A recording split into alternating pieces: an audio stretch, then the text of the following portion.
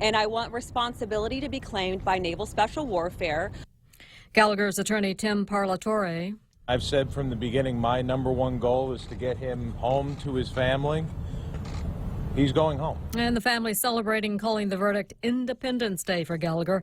He still faces sentencing on the one guilty verdict, that of posing for a photo with the dead ISIS fighter. The maximum he could get is 4 months. He's already served 9. Gallagher will be on Fox and Friends Wednesday morning. Scary moments at a mall south of San Francisco on Tuesday as 2 shooters opened fire. George Castro was there. I heard 4 pops. I heard pop, pop, pop, pop, pop. And as that was occurring, I saw countless people running for their lives, yelling, "Get out of the mall, get out of the mall, there's a shooting, there's a shooting." Customers and employees scrambling for cover. 2 people shot, one's in critical condition, one in serious, and 2 young bystanders also injured but not shot, and they were treated and released. San Bruno police searching for the shooters who may have escaped on a nearby train. Las Vegas police fired an officer for failing to act during the worst mass shooting in modern U.S. history. The department just confirming that it had fired Officer Cordell Hendricks 3 months ago. Hendricks acknowledged that he was terrified with fear as he froze in the hotel hallway as the gunman on the floor above him fired on the music festival, killing 58 people and wounding more than 400. This is Fox News. So what's the deal? Are you still paying for the right to have your checking account at your bank? Well, at Bank Pacific, we think it's our privilege, not our right. That's why we offer My Green Free Checking, where your monthly maintenance checking fees are 0. That's 0. And it comes with a free Visa check card and monthly green e-statements. My Green Free Checking. Bank Pacific today. Because having you as our customer, that's our privilege. Bank Pacific, where others put branches, we place roots. Equal housing lender? FDIC. Viva Bank Pacific. Business travel just got easier. Take your data plan with you for only $10 a day to all 17 Data-to-Go destinations. Never worry about additional data roaming charges when you go where your business needs you. The US, China, Thailand, and so much more. Have the assurance you need to check emails, surf the web, and stay connected. Call 688-2677 today to make sure your account is Data-to-Go ready. Docomo Pacific. Better together.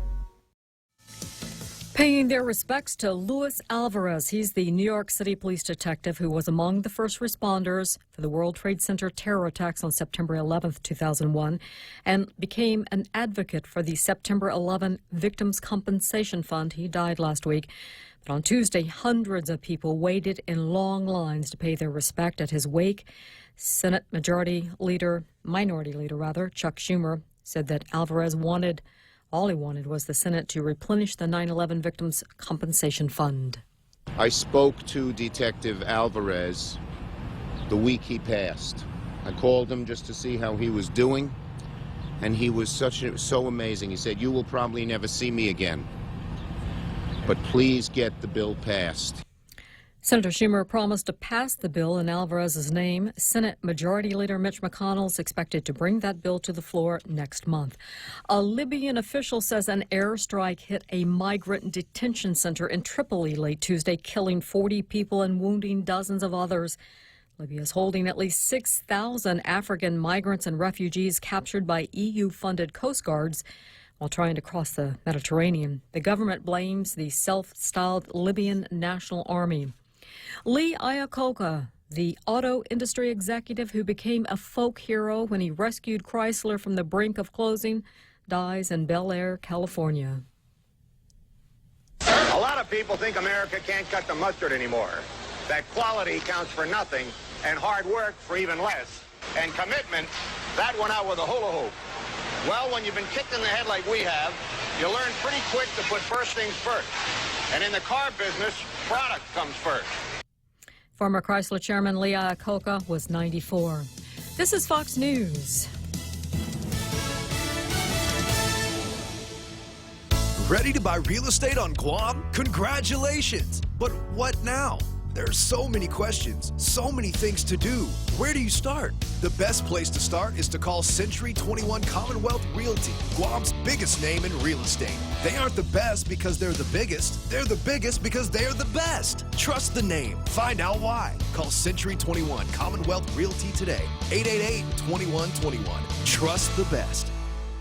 Get a Coke 12-pack for only $3.49 when you fuel up on $35 or more of premium high-performance fuel. Conditions apply. See stores for details. Circle K. Take it easy. Get a dozen extra-large eggs for only 49 cents when you fuel up on $35 or more of premium high-performance fuel. Conditions apply. See stores for details. Circle K. Take it easy. Get a case of Circle K water for only $2.99 when you fuel up on $35 or more of premium high-performance fuel. Conditions apply. See stores for details. Circle K. Take it easy. Welcome to Tall Tales with Bob Klitzkie, the only show on talk radio where common sense is a lot more common. Phone lines are now open at 888-TALK. That's 888-8255. And now, The Point proudly brings you Tall Tales with Senator Bob Klitzkie. A well-regulated militia being necessary to the security of a free state, the right of the people to keep and bear arms shall not be infringed. A friendly reminder, since this is Gun Pride Month, be out and proud. Let everybody, let your friends know that you favor the Second Amendment and that you favor the right of every person to protect him, have the ability to protect himself within the walls of his own home by keeping his own firearm within that house. That's what the Second Amendment protects. That's why we repeat it at the beginning of every show. That, and to remind us that the Bill of Rights are the constitutional aspects that stand for the proposition that it is the job of our government to secure and protect individual rights. The Bill of Rights should never be confused with the Bill of Wants, which is what some people think it is. Okay, so much for the Bill of Rights for today. From there, we move on to Zemi Ikatni.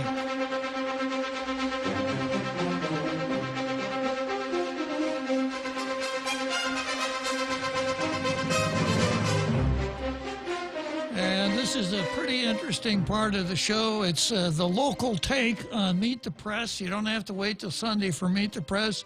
Just tune in to Tall Tales at 1600, 4 o'clock in the afternoon on any weekday, except for tomorrow. Tomorrow's going to be tough on the real Joe Cruz and I, because there will not be a Tall Tales tomorrow. We feel pretty bad. We feel like we're depriving our international radio listening audience of its most enjoyable 2 hours tomorrow. But tomorrow is the day that we celebrate our nation's independence. So the real Joe Cruz and I are willing to make the sacrifice, right, real Joe Cruz? Of course, sir. But they can always go to The Point on Facebook and watch previous episodes of Tall Tales. Exactly. And on YouTube as well. That's right. You could go to YouTube or Facebook and find previous episodes of Tall Tales. When you start to feel those withdrawal symptoms, when you start to Jones. I was waiting for somebody to come along and syndicate a program called The Best of Tall Tales. Oh, that would be nice. Wouldn't it be nice? Yes. But boy, you talk about a momentous job. How do you determine the best of Tall Tales when all of it, every single episode is the bestest? It's very hard to perfect. Yeah, it would. The decision-making process would become so complicated, and if there were a board or a multiple group designed to figure out the best of Tall Tales, it would probably become a little bit contentious as people push their own particular episode ahead of others. But someday I'm sure it'll happen. The best of Tall Tales. Okay, so today we got the Daily News, and you know how I do what I do with these editorials. First of all, I see if I can find any grammatical mistakes or errors in the usage of the language. And then I see if their facts are accurate and if the proposition that they set forth makes any sense. The shorthand way of doing that is, does the proposition that the editorial advances agree with something that I have put forth here? If so, then it's obviously correct. Actually, the editorial doesn't have to agree with any of my theories to achieve the coveted blue star, but it doesn't hurt. I also check to make sure that the editorial isn't just a news story repackaged to look like an editorial when it really isn't, or something that would be better couched in the terms of a public service announcement. And then, of course, what really sets us off here, Tall Tales, I think the real Joe Cruz shares my feeling here.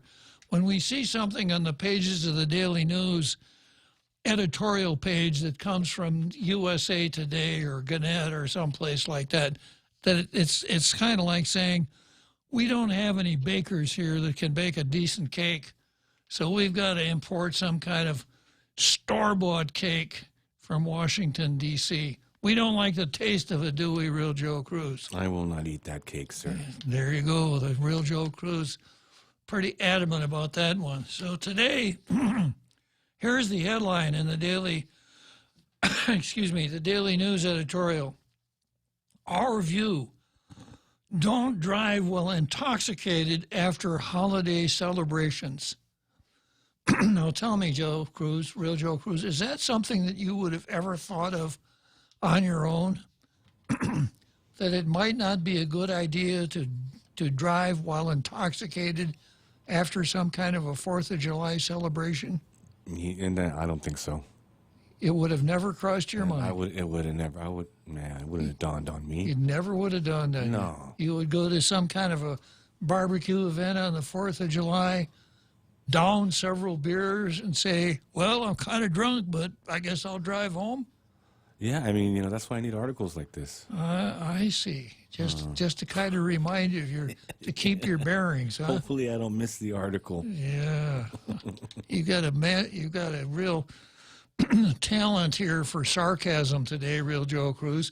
People hear you saying stuff like that, they're going to think it's me. So here's the editorial. Understanding blood alcohol concentration and alcohol impairment. With the 4th of July in 2 days and liberation right around the corner, there will be lots of events, festivities, and celebrations.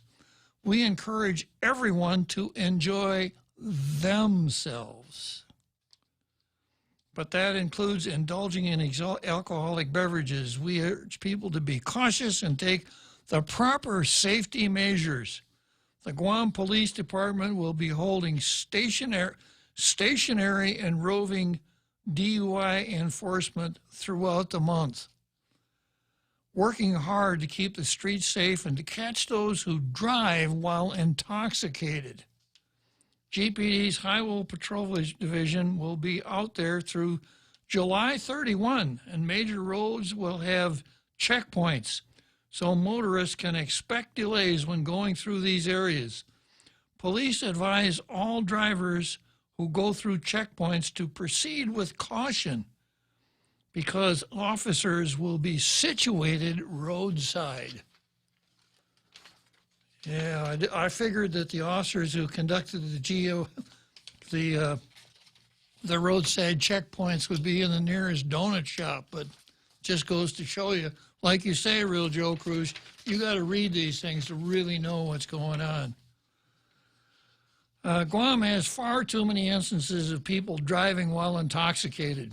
Sobriety checkpoints are designed to catch those who break the law, and they also serve as a deterrent.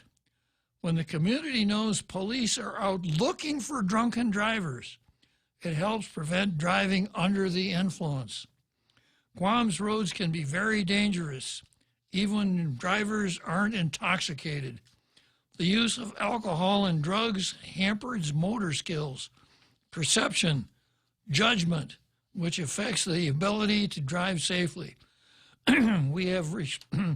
while we respect the Guam Police Department and other public safety agencies to enforce DUI laws and keep us safe, we all have a responsibility to do what we can to prevent drunk and drugged drivers from getting behind the wheel of a vehicle and putting themselves and others in danger. Never get behind the wheel if you've been drinking or taking drugs. Ask a friend, relative, or another sober driver for a ride, or call a taxi.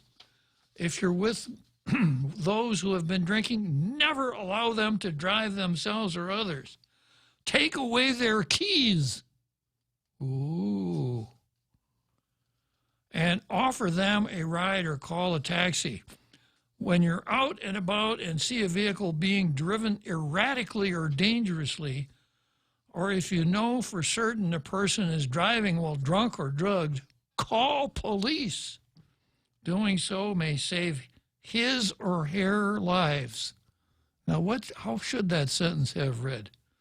Doing so save their lives. Doing so may save their lives or the lives of others. Yes, sir. Yes, sir.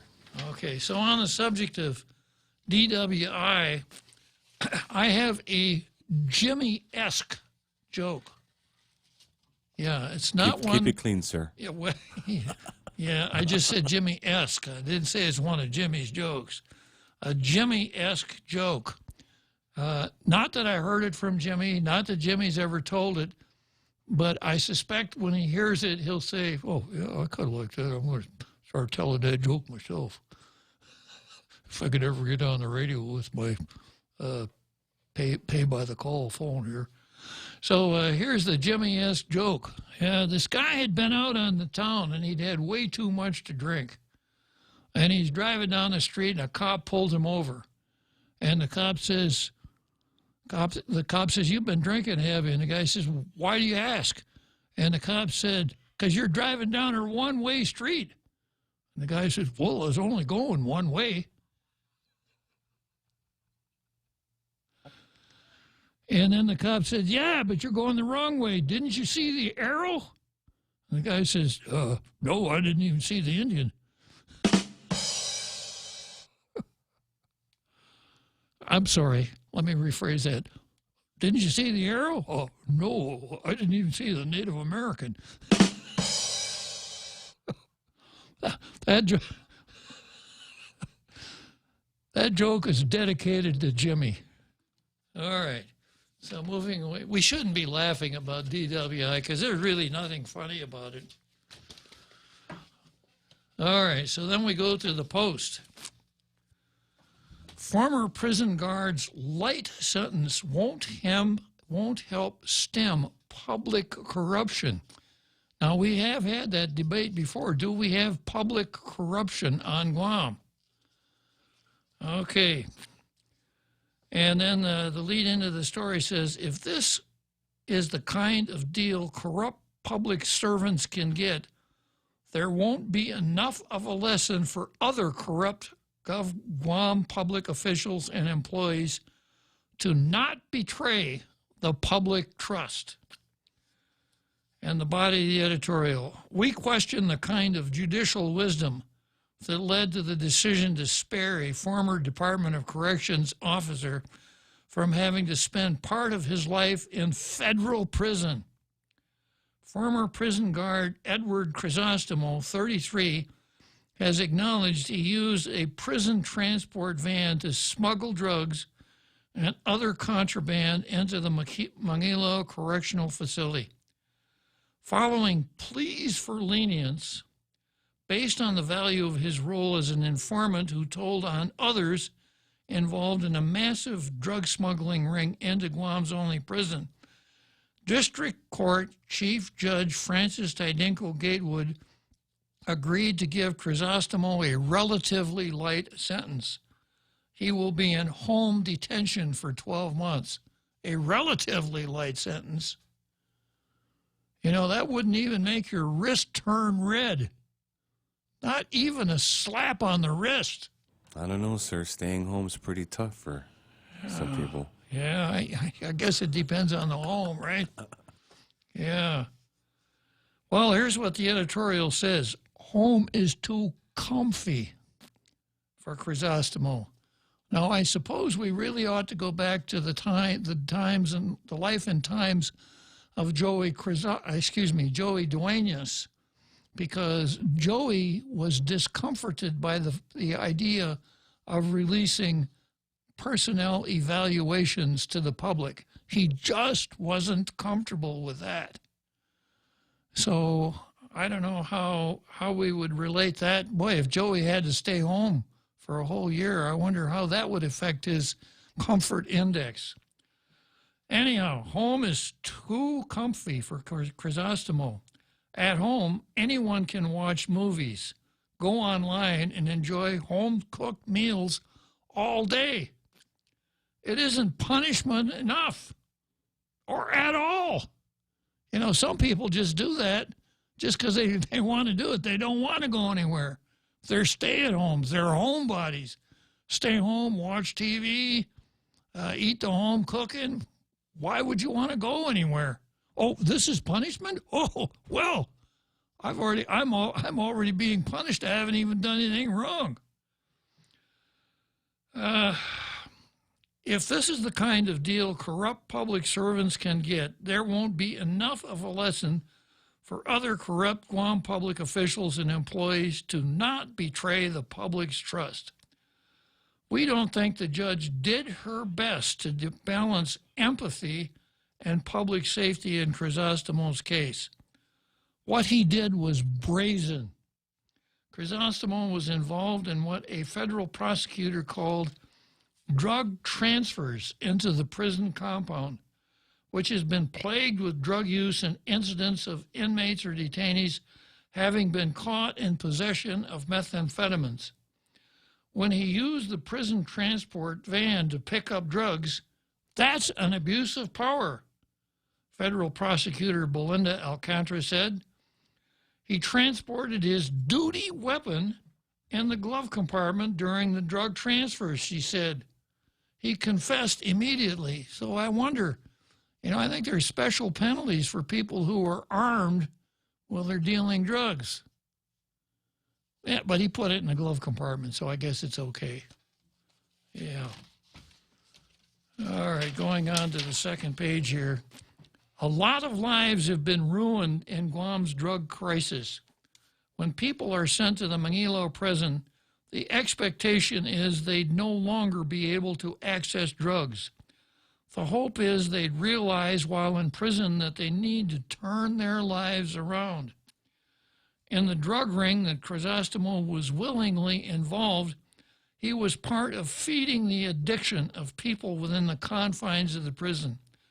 The effect of this drug ring on many families in our community is profoundly bad. Yet when it was time to decide on a punishment for Chrysostomo, the community's interest in the case was less important than judicial leniency. In the sentencing hearing, there was a lot of focus on Chrysostomo's personal setbacks rather than his betrayal of the public that had been paying his paycheck. Federal public defender John Gorman had argued his client is, quote, vulnerable to abuse in prison as a former DOC guard, and said Chrysostomo suffers from attention deficit hyperactivity disorder. In the sentencing hearing, the judge acknowledged Chrysostomo had been through a drug recovery program. And you are always going to be in recovery, she said. Yes, ma'am, it's a lifelong process, Chrysostomo said. It's too bad you violated your badge of honor as a guard, Tydenko Gatewood said. One day at a time, that's all I can do, Chrysostomo said. The chief judge also questioned Chrysostomo about his decision to use the drug ice. I don't know what's the real reason, he said. It was just there. I thought it was the best thing in the world. Chrysostomo did not deserve the kind of leniency he got from the court. This is a case in which the drug convict scored, at the public's expense. I can't say that I disagree. I would say this, that being a corrections officer at the prison is one of the hardest jobs on the island. You know, a police officer who's out on patrol on, you know, and some areas in Guam on a Friday night or Saturday night, you know, maybe 1 or 2 or 3% of the people he run into are bad people who want to commit crimes or have committed crimes. When a corrections officer goes to work, everybody he deals with has committed crimes. And the Department of Corrections is a graduate school for con men. A lot of people are in prison because they think they can con anybody out of anything. And because they can't, they wind up in prison, but they're more than happy to pass their skills on to other inmates. So for the corrections officer to be in that environment on a daily basis, oftentimes spending more time with the inmates in his charge than he spends with his own family, it's a tough job. And when some character like this Chrysostomo did what he did, it just shines a really bad light on everybody at the end of the corrections business. And it's something that should be punished severely. It's an extremely injurious crime. The substance of it, bringing drugs into the prison, besides what it does, you know, for the reputations of all corrections officers.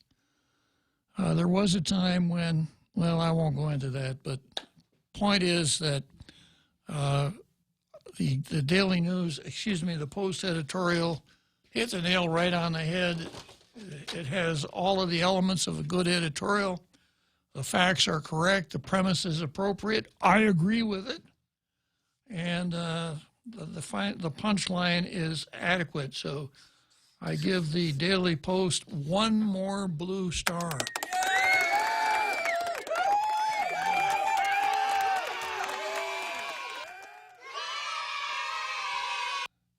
So that brings the Post up to 124 blue stars versus 43 for the Daily News. That's a little misleading because half the time the Daily News doesn't even try. Okay, so that's Zemi Ikotny. From there, we're going to go on to the card. And this is what I have on today's card. A little bit of kind of national stuff, a little bit of kind of politically philosophical stuff called Wokesters versus freedom of speech. And then the Schatz list versus Guam. We're back on the Schatz list. And then Lou versus the Transparent 8. And then Napoli Shkolnik versus Levin Camacho, our Attorney General. And then Senators versus the Clock. And finally, Lou LG and the Separatists versus the United States. Subtitle Gwexit, which we spent some time on yesterday, and we'll spend some time on again today. Okay, woke fascism. This is something that I got from Town Hall, one of the conservative websites that I look at. Question, how do you know if you're living in a free society? Here's a quick test. Are you allowed to say obviously true things in public, or are you forced to lie? As George Orwell put it in his book, 1984. Freedom is the freedom to say that 2 + 2 make 4. If that is granted, all else follows. So I think this is really important because wokesters, would make it difficult for people to, and I've used the term forced pretending, that to not run afoul of the wokesters. There are social pressures, and in some countries even legal pressures, for people to engage in what I call forced pretending. that Herman and Henry can go through a ceremony and they're actually married, as an example. Or that it's okay for a female to take the life of an unborn child because a woman should have control over her own body. Saying those things can subject a person to a lot of negative social pressure. I know because I do it all the time. But when the social pressure, and if you watch some of the commercial pressure on people who say such things as I just said, you'll know what I mean when I say this is wokesters. Because if you're woke, you go along with these things. You go along with a woman's right, women's reproductive health, and that whole agenda. And you go along with the idea that an LGBTQ pride parade attended by our lieutenant governor at our expense is the way things should be. And woe be it to the person who's not woke and speaks out against it. Going on with George Orwell, freedom is the freedom to say that 2 + 2 makes 4. If that's granted, all else fails. But what if that freedom isn't granted? What if you're required to repeat things that you know aren't true? What if everyone who hears you knows perfectly well that you're lying, but they can't say so out loud? What if everyone is required to nod along in mock sincerity as if it's all completely real? That's what a prep rally and a police state looks like. Thanks to the dear leader, as you were, here's an example. Thanks to the dear leader for a bountiful potato harvest, they chant, even as they starve to death. You get the same feeling as you watch the current race for the Democrat nomination. Pete Buttigieg is in that race. A few years back, when he was best known as being the mayor of South Bend, Indiana, Buttigieg made the point that, quote, all lives matter. He said it because it's true. All lives matter. Do you agree with that, Real Joe Cruz? Absolutely, sir. All lives matter. Absolutely all lives. Yeah. Okay. All lives do matter, know what they look like. Every life has value, period. That's the message of Christianity and the civilization that it spawned in the West. But in a modern Democratic Party, it can no longer be acknowledged. So Buttigieg recently apologized for his wrong thing. You know, you can say Black Lives Matter, but if you say, yeah, yes, that's true, Black Lives Matter and all lives matter too, then you're way out of step with the Democrat Party. Beto O'Rourke was asked recently about a harmless joke he once told about his wife staying home to raise the kids. O'Rourke fell apart completely. He groveled and whimpered and abased himself. He even expanded the self-criticism and apologized for how he was born. This is the Maoist tribunal. This is what Maoist tribunals looked like during the Cultural Revolution. By summer, you can imagine O'Rourke wearing a paper dunce cap with the words white privilege scrawled across it as a warning to others who would be counter-revolutionaries. Pretty much everyone running for president as a Democrat this year has to face inquisitions like this.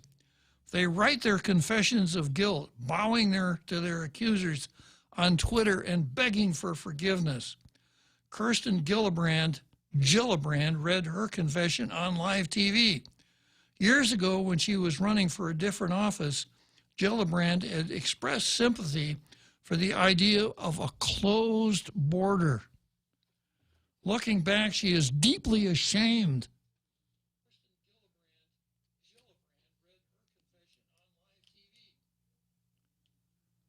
She is deeply ashamed.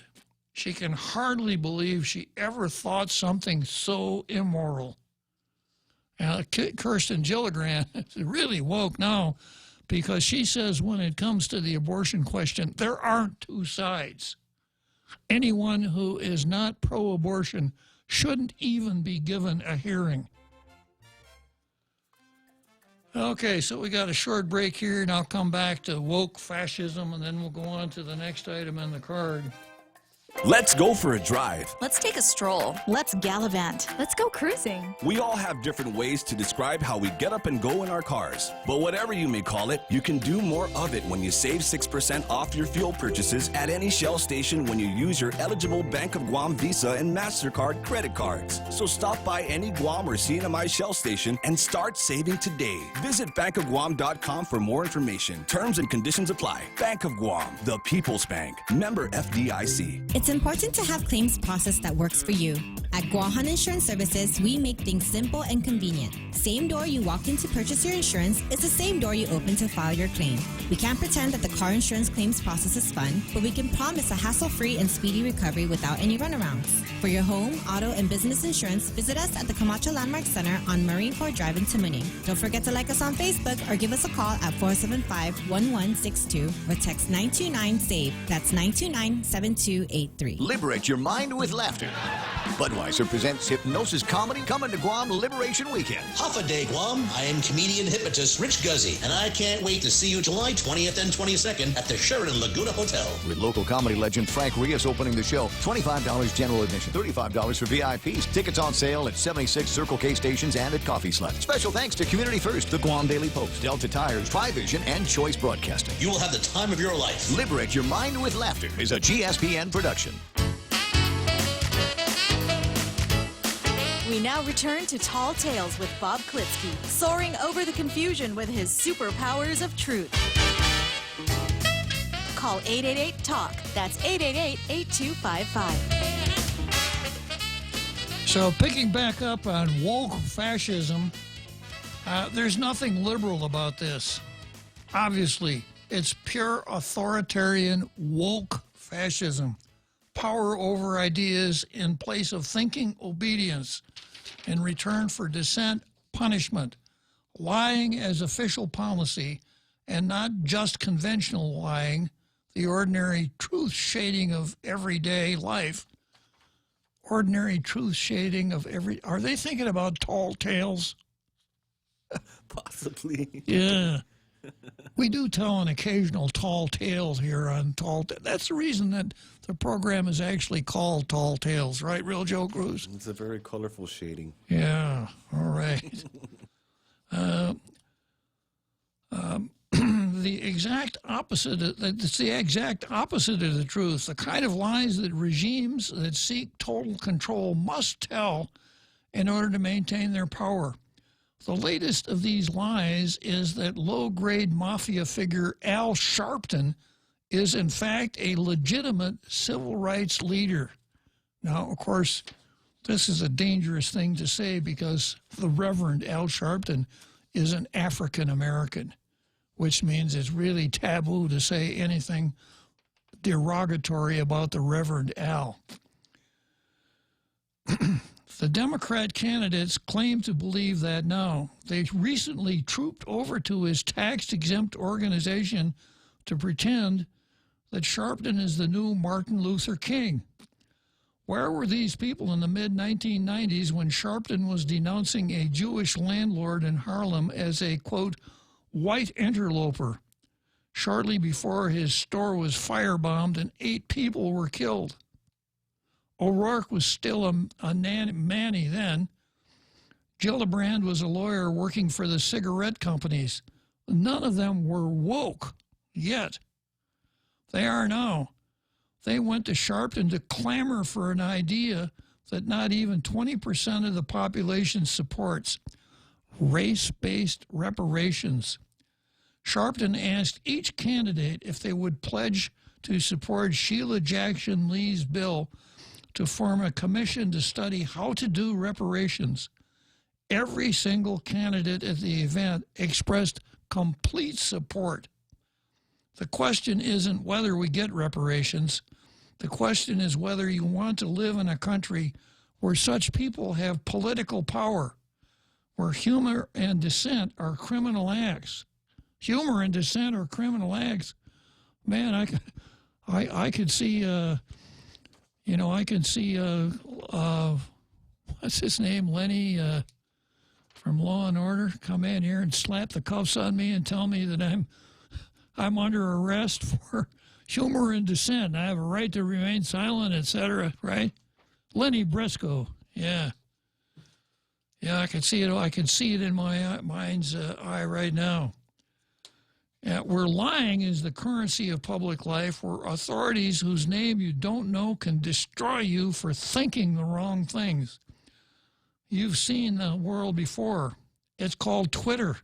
Imagine if it had control of the U.S. military.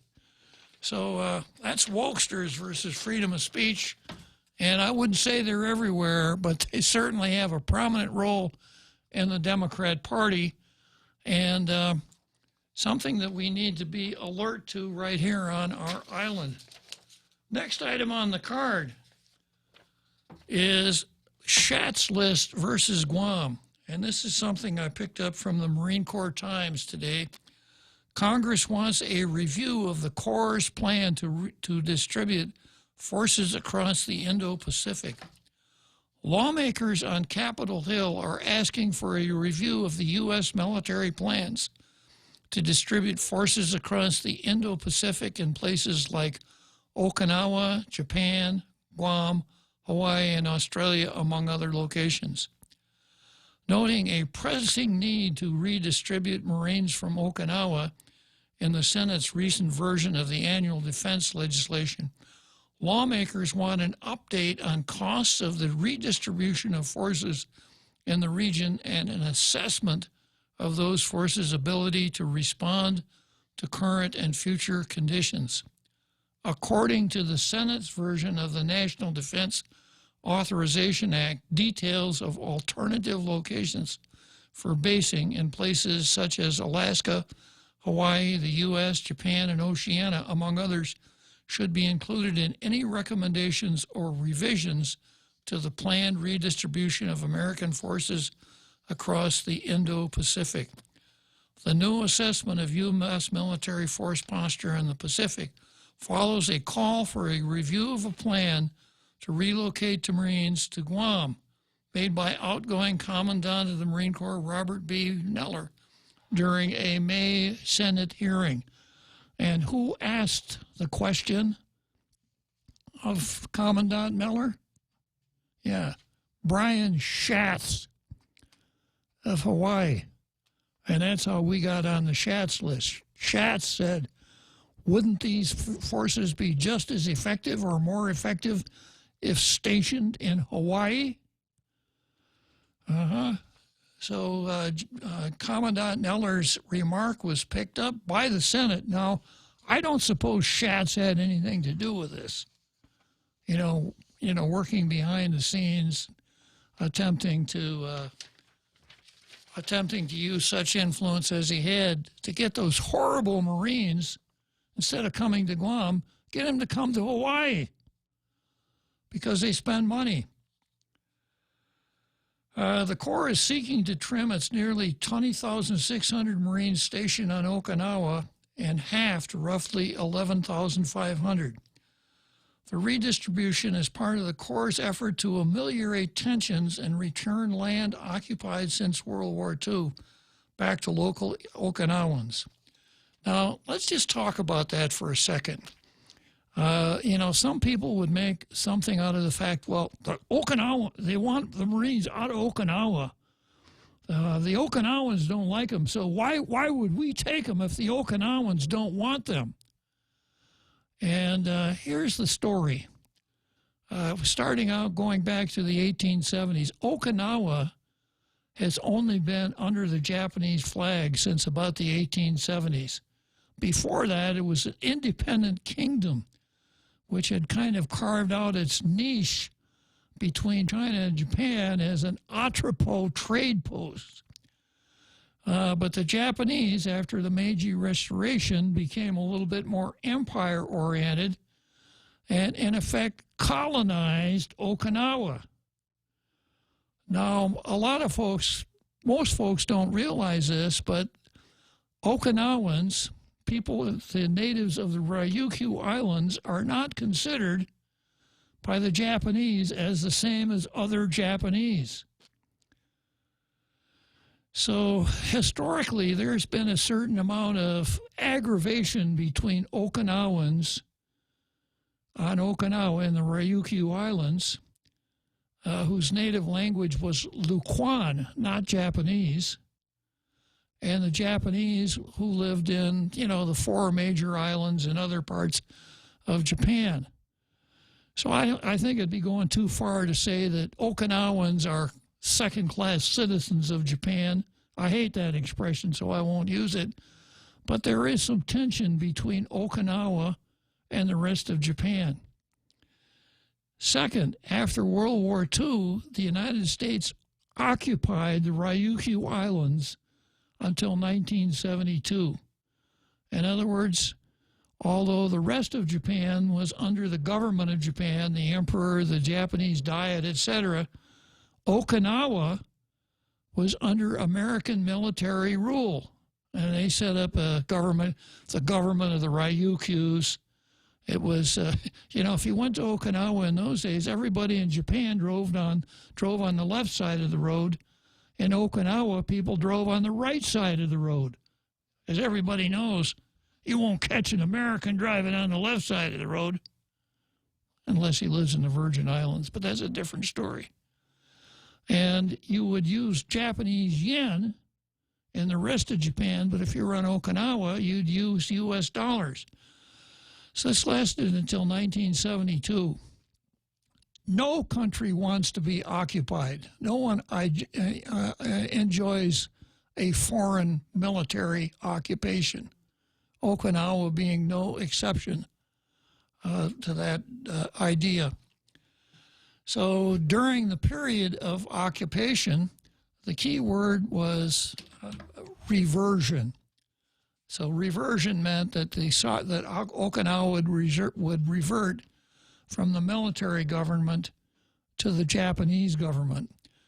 So there were radicals in Okinawa who kept beating the drum for reversions. Most of them were members of the Communist Party. And that figures, that's kind of what communists do. If you're a good communist, the issue is never the issue. The issue is the revolution. So there was that tension, and there's still a powerful communist party in Okinawa that still wants to get the Marines out of Okinawa. And some of our local politicians have kind of fallen in with them and gone to Okinawa and said, we sat down with these people in Okinawa, and they really told us the scoop. Going back to Vladimir Ilyich Lenin's term, useful idiots, that would pick up the communist propaganda line without understanding its base purpose. So the reversion ended in 1972, and Okinawa then came back under Japanese sovereignty. But part of the peace treaty with Japan was that the United States would maintain several military bases on Okinawa. Okinawa is a very strategic location. The United States has a few bases scattered around Japan, Sasebo and a couple of other places. But something like 70 or 75% of American military bases are located in Okinawa. So that gets you into Japanese politics. The Okinawa folks are saying, yeah, this America defending Japan is a good deal for us because we don't have to spend a whole lot of money defending ourselves. Therefore, we can develop our own economy. And if you remember, like 30 years ago, we were afraid that Japan was going to buy up the whole world. Its economy was so strong. But they didn't have that drain on their economy caused by defense costs because the United States was defending Okinawa. So the Okinawans' position was, yeah, this is good, but why do we have to carry most of the load? If we're going to have American bases here, most of them should be in Japan. We're just a small island here, and we're carrying most of the load. So there was that friction. one of the American military bases, Futenma Air Station, is basically in a downtown area in Okinawa. It wasn't when it was built, but it is now. And it's a dangerous kind of place, kind of like the old Hong Kong airport. If you ever flew into the old Hong Kong airport, when a plane was landing, you could look out of the window of your airplane and look up at the buildings beside you. But, you know, it was dangerous, but a new airport was built. So the idea for Futenma, I'll come back, I'll land at Futenma right after this short break. Building a business is tough work. Big or small, Nanbo Insurance has your business covered. Nanbo takes the guesswork out of coverage to protect your investments. Over the years, Nanbo has worked with businesses of all sizes, from large hotels to small businesses. Nanbo Insurance will be your best asset. With Nanbo, you can also save big when you bundle up and insure your car, home, motorcycle, or business. Enjoy great savings, up to 50%. Visit nanbo.com or call 477-9754 for more details. Hey, welcome to this Subway ad for the new club collection. How do you want it? I'll take a book club. Absolutely. So, last week we sunk our teeth into Subway's meaty new release, the Steak Club. I didn't finish it yet. Oh, not again, Sandra. This week, it's the new Southwest Chicken Club, also by Subway. No spoilers, but there's a tasty twist. Jalapeno cheddar bread and guacamole? Sandra, get out. Subway, make it what you want. Good ending. Limited time only at participating restaurants.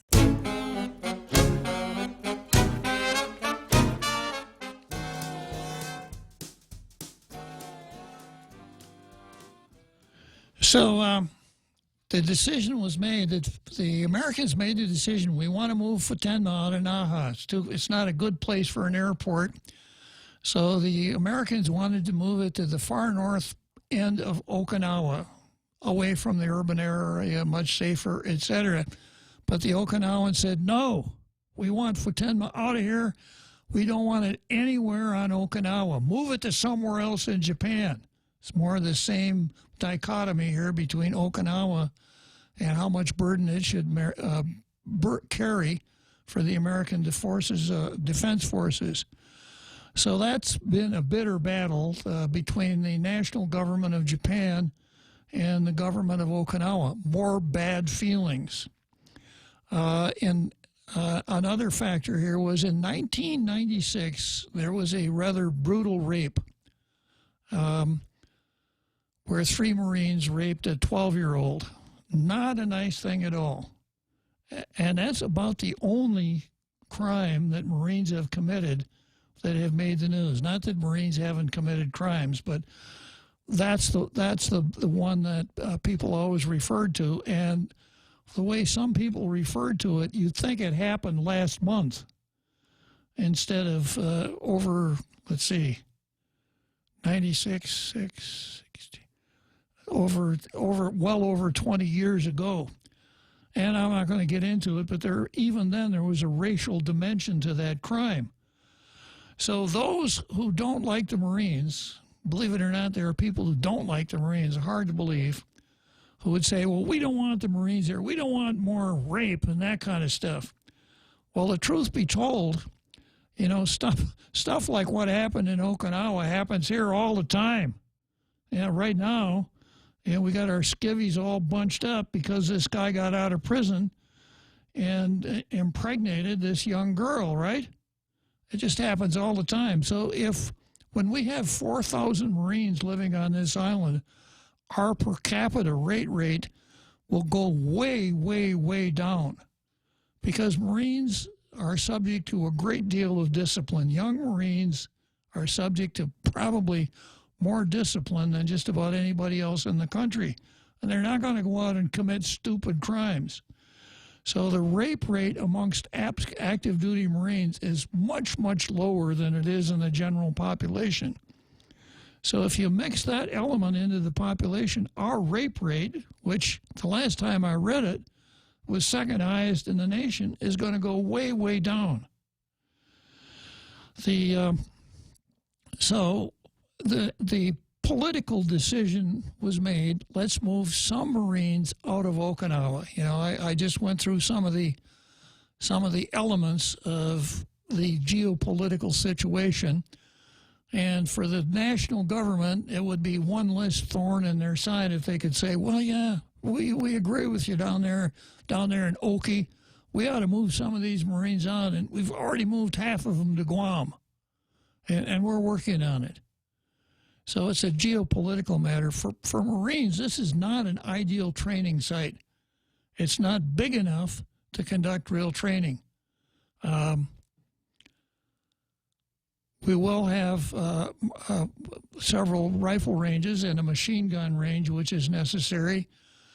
We have most of Tinian. And by the way, there's another irony. You know, when the Compactor Free Association was cut, one of the real nice features, one of the things that the folks in the Northern Marianas really liked, was that the U.S. was going to lease most of Tinian for 50 years for a payment of about $25 million. People thought, man, this is great, all that money. But now, you know, the bad United States is coming in and taking over Tinian. And people who say that apparently don't believe in self-determination. Then there's the concept of Pagan, which would make an ideal target range. That's a tough one to deal with. So the Marine Corps could train here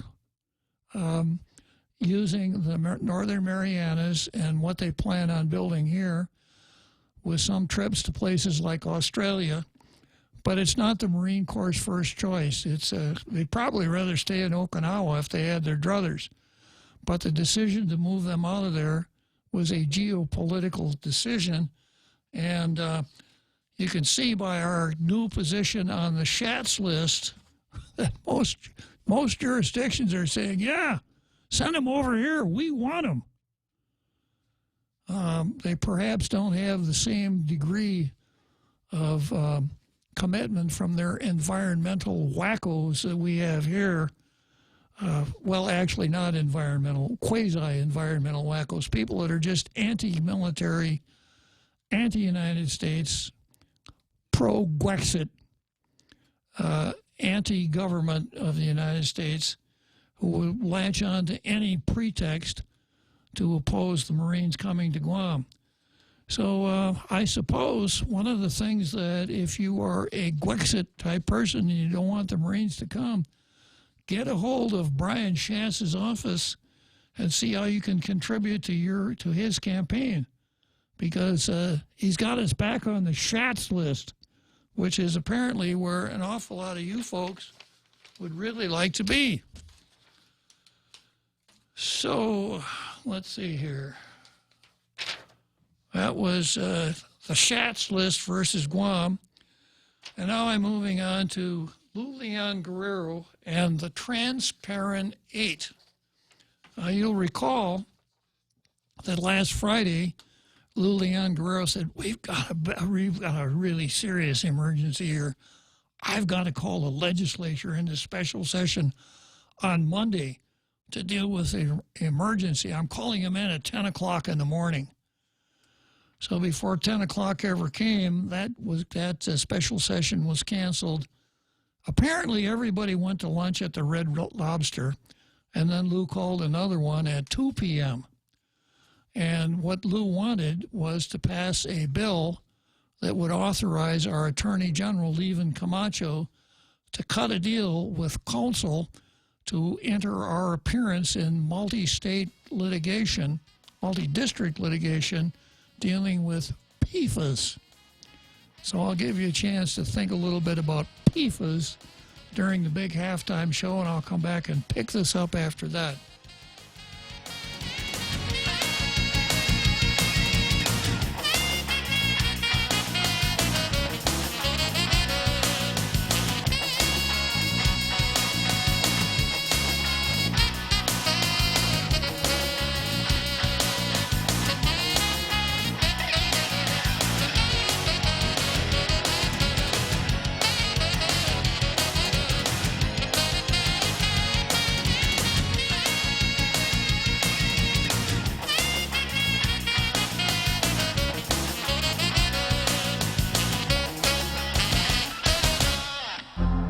The Point is KUSG, Hagåtña, Guam, 93.3 FM and 104.3 HD3. A government watchdog calls for action. I'm Carmen Roberts, Fox News. Border Patrol agents call overcrowded detention centers a ticking time bomb. That's according to a report with photos issued yesterday by the Inspector General of Homeland Security. That office calling for immediate action using the words, quote, dangerous situation. Fox's David Spunt. Democratic Congressman Hakeem Jeffries calls the situation disgraceful. Those children who are at the U.S.-Mexico border, those aren't alien children. Those are God's children. And America is failing because of this administration. Congress will hold hearings on conditions at border stations on July 12th. Meantime, a federal judge in Seattle rules against the Trump administration, saying the White House cannot keep asylum seekers in lockup without granting them bond hearings. Attorney General William Barr said in April that the administration would stop granting those hearings. The Trump administration is giving up on another battle. Says it won't seek to put off the 2020 census, that after the Supreme Court ruled that it could not include a citizenship question. A military jury finds Navy SEAL Eddie Gallagher not guilty of killing a young ISIS prisoner in 2017. The most serious of those charges was the murder of a wounded ISIS prisoner in Iraq in 2017. Not guilty on that charge, the jury said. The only charge on which Chief Edward Gallagher was found guilty was the charge of posing for a picture with that ISIS fighter. That was the least serious of the 7 charges he faced. Fox's Jonathan Hunt. Special Ops Chief Gallagher will be on Fox and Friends later this morning. This is Fox News. Let's see now. Fast, easy, affordable. That's the best way to describe my home loan at Bank Pacific. Fast because we give quick decisions. Easy because we've cut back on the paperwork.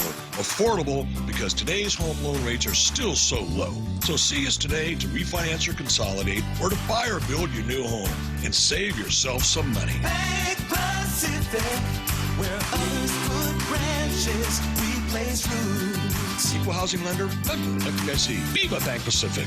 Get 2 Pepsi 12 packs for only $8.99 when you fuel up on $35 or more of premium high-performance fuel. Conditions apply. See stores for details. Circle K. Take it easy. Get a Pepsi 12 pack for only $3.49 when you fuel up on $35 or more of premium high-performance fuel. Conditions apply. See store for details. Circle K. Take it easy. Get 2 Coke 12 packs for only $8.99 when you fuel up on $35 or more of premium high-performance fuel. Conditions apply. See stores for details. Circle K. Take it easy. Panic at a mall south of San Francisco. 2 shooters opened fire yesterday in San Bruno, injuring 2 people, 1 critically. And when bullets started flying, shoppers and employees ran for cover. Police are searching for the shooters. A house explodes in North Carolina, killing a woman and injuring a man. Witnesses say the blast reduced the Charlotte home to splinters. Fans gather for a tribute for the L.A. Angels pitcher who died suddenly on Monday. We observe a moment of silence in honor of Los Angeles Angels pitcher Tyler Skaggs. A moment of silence Tuesday prior to the LA Angels game against the host Texas Rangers in memory of Tyler Skaggs. Members of the team holding his jersey, the 27-year-old pitcher found dead in his Texas hotel room Monday. Members of the Angels organization speaking out prior to Tuesday's game and reflecting on Skaggs. Angels general manager Billy Epler. Our team will never be the same without him. But forever, we've been made better by him. The Rangers also displaying the number 45 on the mound at Globe Life Park in Arlington. Other MLB teams with tributes as well, with Washington Nationals pitcher Patrick Corbin actually wearing Skaggs' number 45 on Tuesday. Matt Napolitano, Fox News. Never mind fake news, here's fake noise as electric cars in Europe get a little louder. Beginning this week, all new electric vehicles in the European Union must be fitted with a device that makes noise, designed to combat concerns electric cars are too quiet and putting other road users, like pedestrians, at risk. The so-called acoustic vehicle alert system must sound when the car is reversing or travelling below 12 miles an hour, and the noise must be, quote, similar to the sound of an internal combustion engine. In London, Simon Owen, Fox News. And I'm Carmen Roberts, and this is Fox News. Ready to buy real estate on Guam? Congratulations! But what now? There's so many questions, so many things to do. Where do you start? The best place to start is to call Century 21 Commonwealth Realty, Guam's biggest name in real estate. They aren't the best because they're the biggest. They're the biggest because they're the best. Trust the name. Find out why. Call Century 21 Commonwealth Realty today. 888-2121. Trust the best. GPSI Guam is a professional services company that is a registered contractor for the federal government. They're an SBA, 8A, and Hub Zone certified SDVOSB, providing program/project management, administration, technical support, logistics, and commodities. Find out more about GPSI and how they can help you today. For large prime companies, contact GPSI if you need assistance in meeting your small business subcontracting goals at 477-3058. They'll be happy to assist.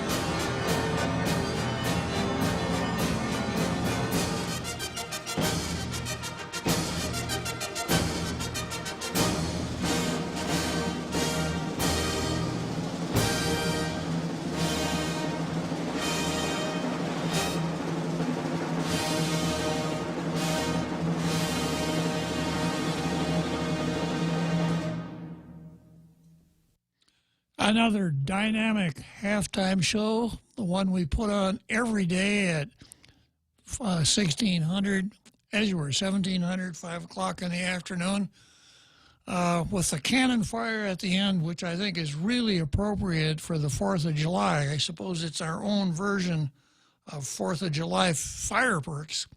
So we won't be here tomorrow to do fireworks again for you, but as was suggested by the real Joe Cruz, you might want to go to one of the older segments of Tall Tales on Facebook or YouTube and play that portion of the halftime show just to get you in the right mood for the 4th of July.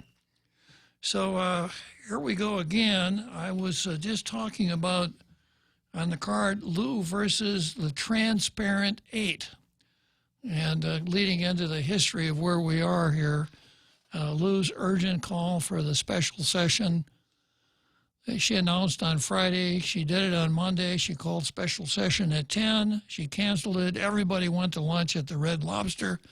Lou called another special session at 2 o'clock. The session was hardly underway when Talina Nelson moved to recess until after the date that a public hearing scheduled by Sabina Paris on that very bill. The bill passed 8-6. 8 Democrats voted for it, and 4 Republicans voted against it. But of course, it was a majority of the members voted to recess, so we didn't have a special session on Monday. Lou alluded to the fact that she might try again, and I've got an article here from the PNC which kind of gets into it.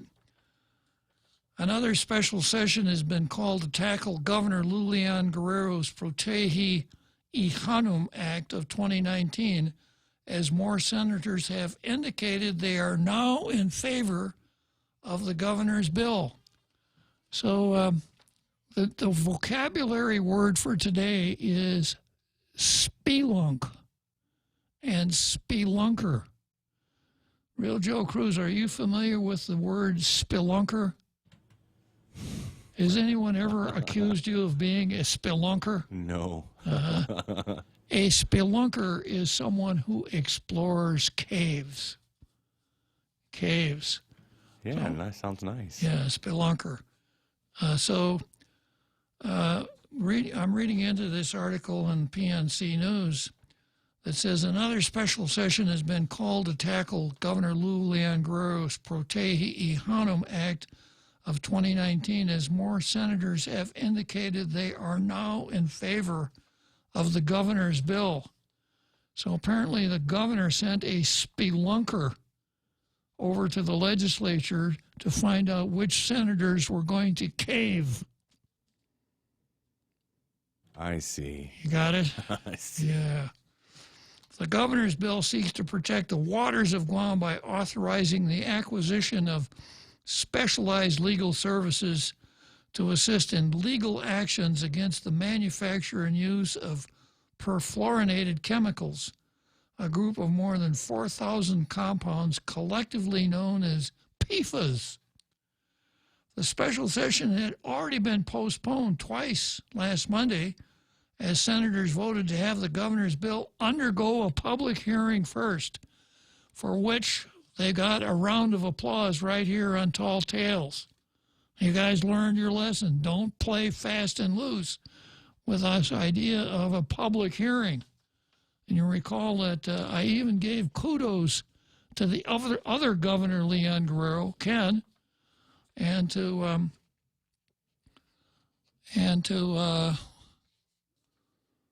let's see. Carl? Our Carl? No, the other. Andre. Andre Bainum, yeah. The Governor Leon Guerrero, Andre Bainum, who really led the charge against the Juan Pat 10 and acting Governor Tenorio for that no public hearing smash and grab salary increase. So I thought, well, these guys have learned their lesson. We've seen an immunization against this. Well, we don't need no public hearing. Let's just go forward. But now apparently Lou's spelunkers have found people who will cave. The governor has insisted that time was of the essence in the authorization of specialized legal services because the, quote, window of opportunity is even smaller than initially believed, with August 4 the deadline to add parties to existing class lawsuits against PFAS manufacturers. According to the governor, the legislature's lack of urgency on the issue of PFAS last Monday is concerning because other jurisdictions have already begun the process of suing those responsible for the harm caused in their cities and states by PFAS contamination. The governor is hoping to get more senators to vote on her Proteji Hanum Act. Senator Joe S. San Augustine already told the Patty Arroyo show that he will change his vote. Joe San Augustine caved in. We don't need spelunkers. Yeah, we don't need no stinking public hearing when the spelunkers come over here. I'll cave in. Yeah. Where's the cave? I'll cave in. Senators Clint Rigel and Kelly Marsh Titano are also reportedly changing their vote in favor of the governor's bill. Yeah. Last Monday, the legislature voted 8-6 with one excused absence in favor of taking up the governor's bill at a later date. Those who voted in favor of the governor's bill were Tina Rose Munia Barnes, Pito Terlahi, Will Castro, James Moylan, Telo Taitagui, and Luis Borja Munia. And as I recall, Luis Borja Munia and Will Castro were quite adamant using the word atrocity in their floor remarks. They wanted to get to the bottom of these atrocities right away. Okay, so we've got some cavers, and let's see, what have I got next on the calendar here? Similar subject.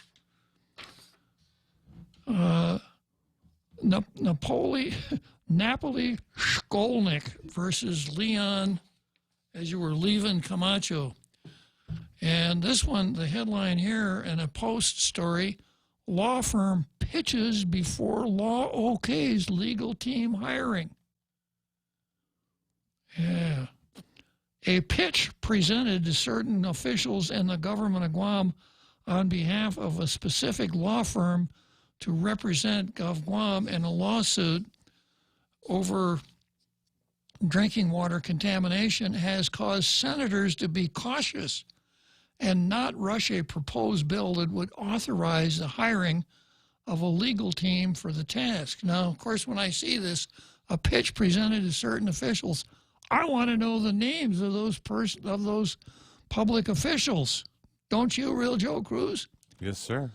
Do you have an idea why the names were not divulged? It's a personnel matter. There you go.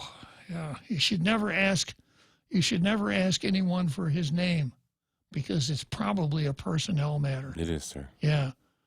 So I should probably stop calling you the Real Joe Cruz because it's a personnel matter, right? All right. On Monday, Governor Leon Guerrero sent proposed legislation to senators, etc. The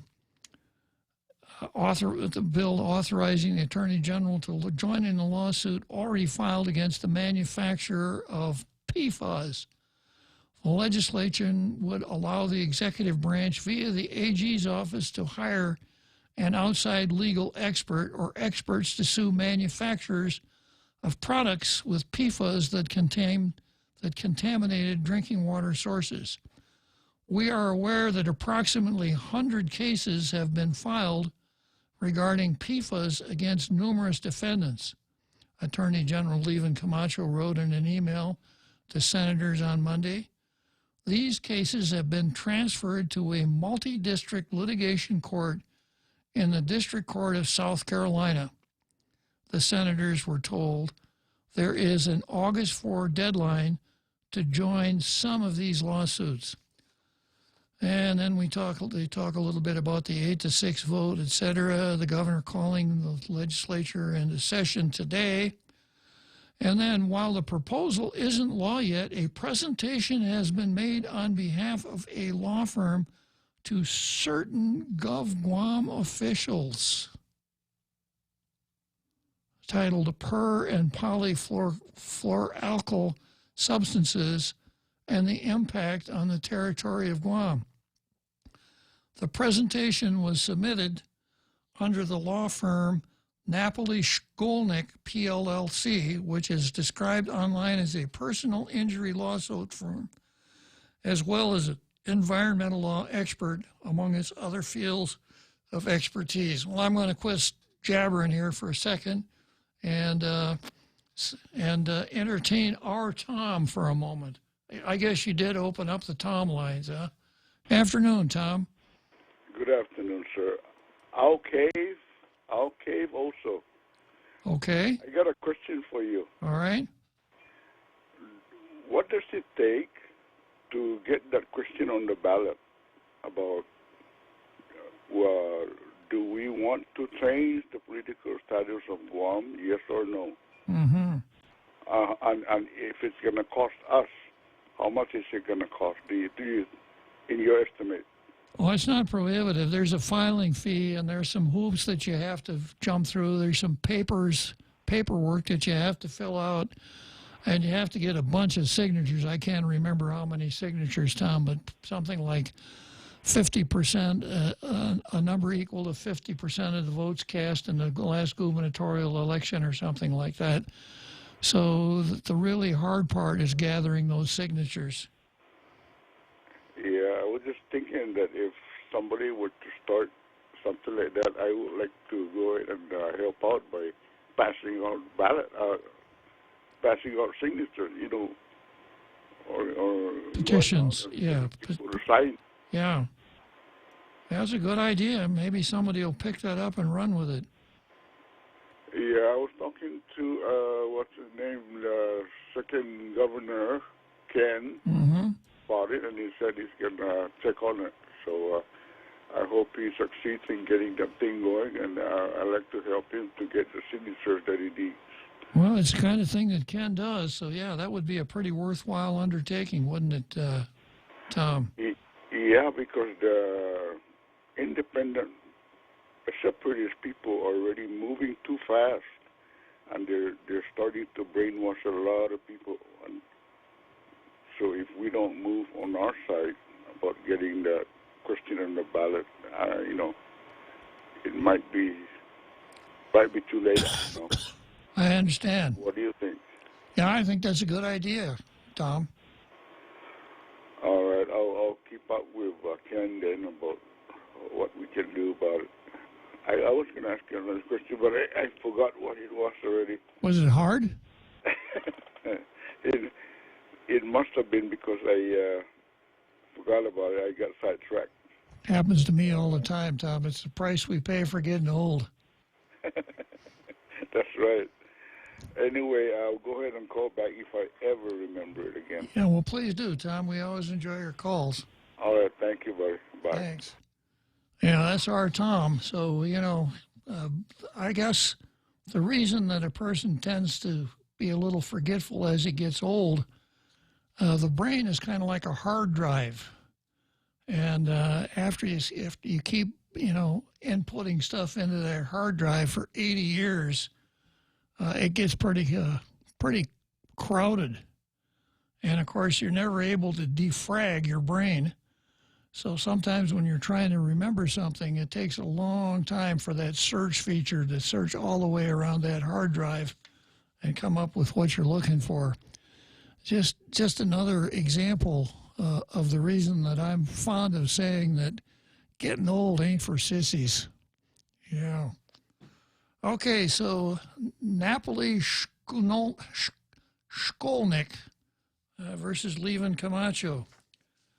The Napoli firm, which is described as a personal injury law firm as well as an environmental law expert, among its other fields of expertise.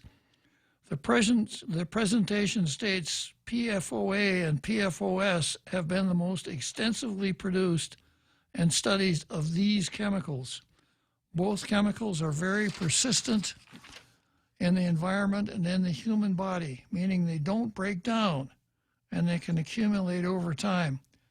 A similar line, the chemicals don't break down and they can accumulate over time, has been used by certain officials pushing to rush the legislation to hire a law firm. Now, is that just coincidence? Copy and paste is a wonderful feature.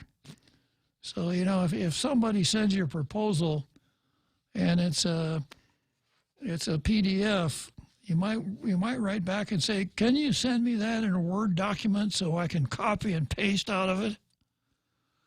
Yeah. Attorney General Levin Camacho's office stated he is unaware of a particular law firm's pitch to get hired by GovGuam. People may have been approached, but for the office of the Attorney General, if this bill is passed, it would go through an interview process with firms to find the best fit for the lawsuit and for Guam. The AG's office stated. In other words, being here first is not necessarily going to get you to the head of the line. That's what he's saying in so many words. We're going to take this in an objective fashion, and we're going to try to find the best firm that we can, not the first one that contacted public officials. I'd sure like to know who those public officials were. Senators, maybe? Somebody in the governor's office, maybe? The governor herself, maybe?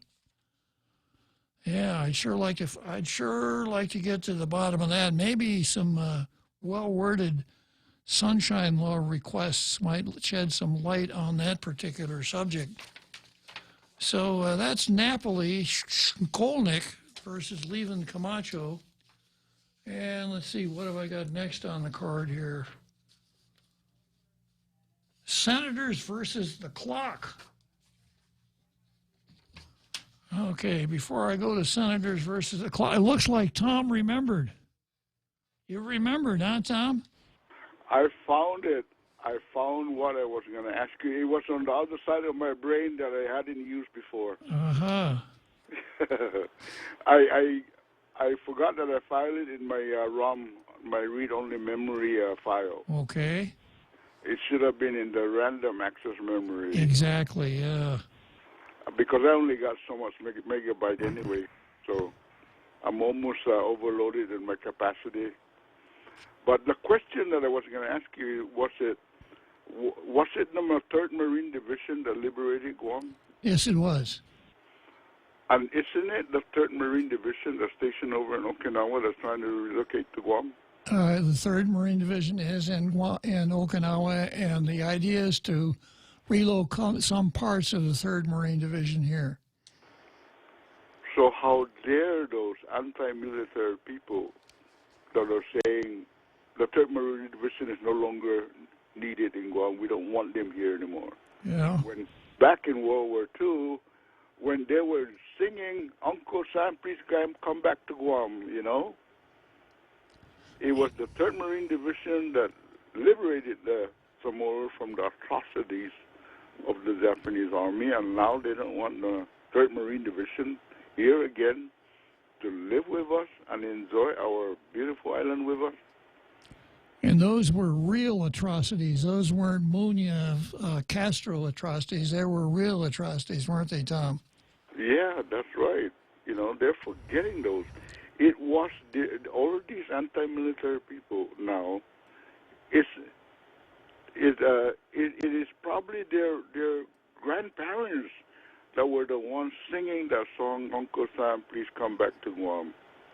Could very well have been. And these are probably the grandsons and granddaughters of those Marines that suffered, and some of them died trying to liberate Guam.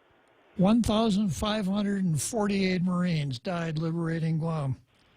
And when it comes to Uncle Sam, please come back to Guam, every time I hear that, I think of the former commissioner of Barrigada, Pedro Rosario, better known as Tun Pete Cebollas. I don't know if you ever met Tun Pete Cebollas. Quite a guy. I heard of that name, but I've never had the honor to meet him. So yeah, he would sing that song at the drop of a hat. Yeah, and that's what really bothers me about this anti-military folks. Why don't they think about that? Well, they were happy when the Marines were risking their lives in World War II trying to liberate Guam. See, I read this stuff about being woke, W-O-K-E, every once in a while, because that's what's popular now, to be woke. And if you really want to be woke, you have to practice what's called presentism. And that is, you have to look at events that occurred in the past and compare them to today's moral standards, such as they are. And if they don't measure up, then you can criticize. That's what being woke is all about. So, you know, if you don't like the military, if you don't like war, you can be woke by saying, we don't want the Marines here. We want to protect that tree up at Anderson, the tree of knowledge. Right, Tom? Yeah, they're more worried about that tree that's just about to die than bringing the 3rd Marine Division back to Guam. Yeah. All right, Bob, that's all I wanted to ask you at first from the beginning, but I put it over in the other storage file that I lost temporarily. Okay. I'll let other folks chime in. All right. Thanks. All right, bye. Thank you. Thanks for calling. I'm just peeking at my Facebook here. Somebody says Bob starts to shine away from public comments. Peer pressure? I wonder what that, maybe, I hope that's sarcastic. Well, let me just take a look at Facebook here and see what we've got. Don't have much on Facebook. I guess I've been talking so much that I haven't given people a chance to really dig in and post stuff on Facebook. I've got another one of the Toms who said, "Hi, Bob and Real Joe Cruz. I hope you're all right with no tall tales if I miss it too. I guess if the real Joe Cruz and I aren't here doing it, it's impossible to miss, Tom. Yeah. But a good question, nevertheless. And then Andrew Camacho says, the best of Tall Tales selected by the CCU. All episodes with a guest host. Boy, that'd be great, huh, Joey Duenas? And now, the best of Tall Tales with your host for tonight's show, Joey Duenas.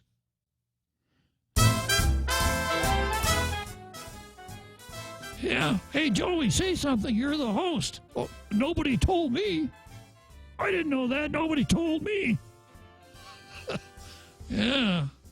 That show would go right through the roof as far as ratings are concerned, Real Joe Cruz. Okay, where was I here? Going through Facebook comments. Pierre. We got Pierre. Yeah, let's see. Time for that 5:30. Time for the 7th inning stretch. Yeah, okay. Let's all stretch out here, and I'll come back and peek at the Facebook just a little bit more. Family Finance has been serving the people of Guam since 1959, and they'll continue to be there for you in the years to come. Whether you're looking to get a personal loan for that summer vacation or paying off those long overdue bills, Family Finance has got you covered. Apply for a personal loan from $1,000 up to $3,600 by calling Family Finance in Agutya at 475-4545, Upper Tumon at 647-5626, or in Dededo, 633-4473. Family Finance, serving the people of Guam since 1959. Liberate your mind with laughter. Budweiser presents Hypnosis Comedy coming to Guam Liberation Weekend. Half a day, Guam. I am comedian hypnotist Rich Guzzi, and I can't wait to see you July 20th and 22nd at the Sheraton Laguna Hotel. With local comedy legend Frank Rios opening the show, $25 general admission, $35 for VIPs. Tickets on sale at 76 Circle K stations and at Coffee Slut. Special thanks to Community First, the Guam Daily Post, Delta Tires, Tri-Vision, and Choice Broadcasting. You will have the time of your life. Liberate Your Mind with Laughter is a GSPN production.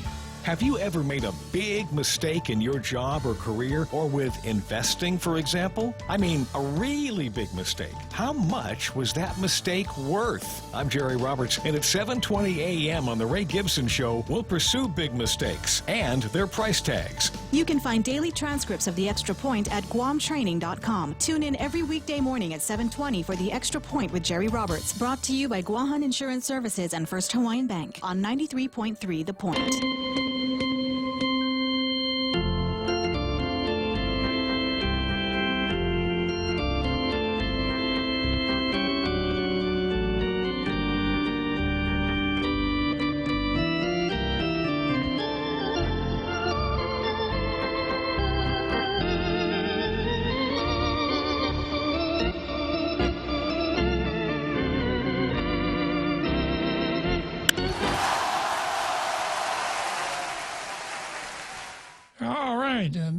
And a long fly ball to the center field bleachers of Wrigley Field in Chicago, and then the 7th inning stretch, which means we've only got 2 more innings of Tall Tales to go. And I was just peeking at Facebook here, seeing what comments were. I can't find the one about Bob shying away from public comments. Maybe I'm not looking in the right place. But let's see, we got Mark Cruz tuning in from L.A. Glad to have you on board, Mark. And Richard Leone, the Guam Public notes, some Sin actors are yo-yos. Yeah, I was going to say maybe teeter-totters. First they're up, then they're down, right? Or maybe if they were in a stationery store, they'd be folders. And we got Tedo, who says, when the governor finds out about this so-called suit just last week, who's paying for it? Well, the news stories have said that the idea is to find a law firm that would take the case on a contingency fee. In other words, whatever recovery accrues to the government of Guam, the attorneys would take like 30% of it. I think that was the percentage. So we wouldn't have to put any money up front, pony up money up front for attorney's fees. That kind of answers Tedo's question, how much will a legal team cost?